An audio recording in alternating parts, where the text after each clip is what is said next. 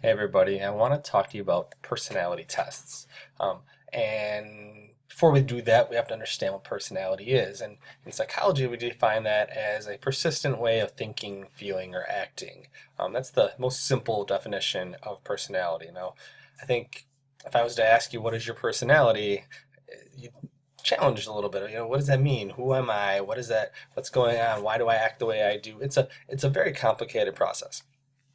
But if we simplify it to a persistent way of thinking, feeling, and acting, it allows us to kind of simplify and look at things from some basic perspectives. So why are we talking about that? Well, because we're talking about personality tests that are out there. And there's the standardized ones, and then there's the projective ones. So let's talk a little bit about both. So from the standardized standpoint, one of the big ones that's out there is the MMPI. And this is the clinical scales for the MMPI. We're actually on the second version now. And what the MMPI is doing is again, it's a standardized test. So just like any other standardized test, it's been validated and it's reliable from inter-rater to inter-rater. And because it has the same questions, it's the same type of test, and it's been proven that this test can be used, and we're not going to see huge jumps from one person to the other in terms of who's giving the test and how they give it, because there is a standardization, the structure that's there.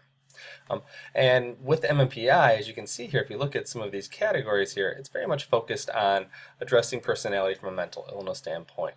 And what they do is, again, this is about a 500 question-ish test. It takes about 4 to 5 hours to take usually. And they compare whoever's taking the test, their results to this large database of other people who've taken the test to say, oh, they answered very similarly to other people who are paranoid or people who have depression, or maybe they didn't. Okay? So that's one of the bigger ones that is out there. Another one that's out there is the MBTI, or the Myers-Briggs Personality Inventory, or Type Indicator. And MBTI breaks down, it has you similarly do answer these questions in a very similar way, and what it tells you then is your personality type. And this is used more in career settings or for self-reflection rather than for mental illness. And each of these says there's 4 big types, 4 big components of your personality, and you fall onto one end of a spectrum for each of these. So you're either extroverted, introverted, sensing, intuitive, thinking, feeling, or judging, perceiving. And that mix, how they're mixed up, gives you your personality. Okay? Again, a standardized personality test. It's very structured. And it's very structured not only in how it's presented, how it's taken, but how it's interpreted as well.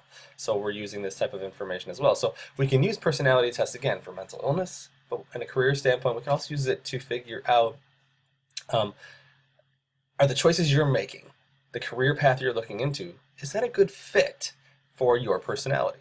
Okay. And similarly, sometimes jobs will do this as well. They'll turn it around and say, are you a good fit for our company? Because there should be a good mesh there between you and the company and you, back and forth, for things to work out and for everyone to be happy in that future career path. Now, that's the standardized, structured type personality test. We also have projective tests.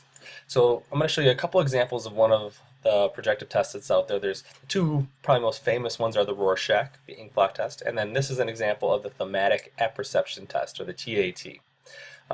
And what they do here is they would show this picture to someone, and they'd say, tell me a story. What's happening here?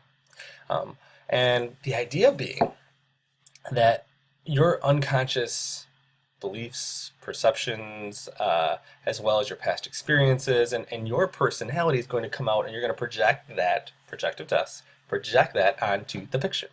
So one person might say, oh, she's sad because her husband's ill.